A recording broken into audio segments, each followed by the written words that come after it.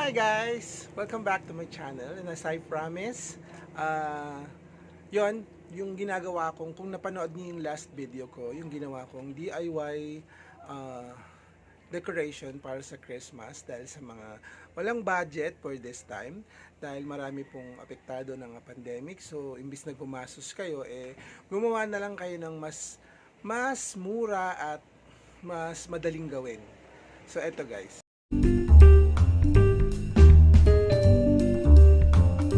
Ayan guys, medyo maaga pa. So makikita nyo yung ano.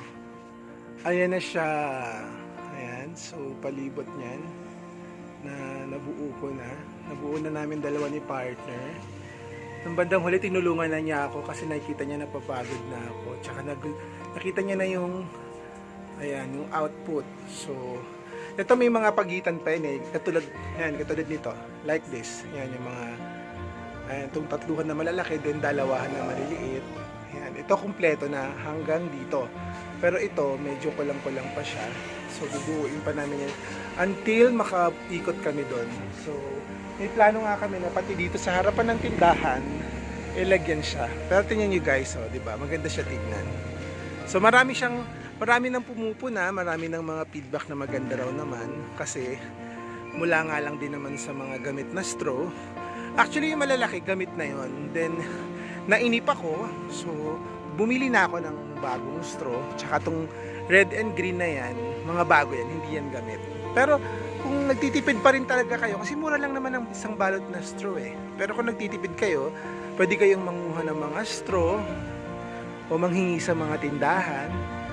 Yan, para makabuo kayo. So, it's, ano na lang, hindi naman din masyadong kita yung kumikinang na yan eh, yung beads na yan. Pero pag sa gabi, may ilaw yan, tatamaan niya ng ilaw, tsaka yung sa umaga, tinatamaan ng araw, kumikinang siya. Ayun guys, so sana nagustuhan nyo. Sana pwede nyong gayahin if ever you like it. So, ayun, tinatapos pa ni Jowa yung ano, yung iba pa naming ano, kailangan tapusin. So, after the red, ito na, green na kami. So, ayan, tapos na yun.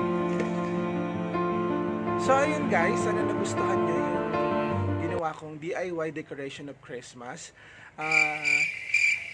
Pwede rin kayo mag-search sa YouTube ko ano yung bet nyo na ano. Kasi actually, sinearch ko lang din yan sa YouTube kaya ako nagkaroon ng idea. Pero, iniba ko yung term. So, yung nakita kong ganyan, hindi siya nakahang. So, hinang ko siya para as in, magmukha siyang lantern. And, diba, parang hindi naman siya mukhang flower. So, pero pwede nyo isipin na mukha siyang tala. So, tala is the sign of, one of the, sign of Christmas.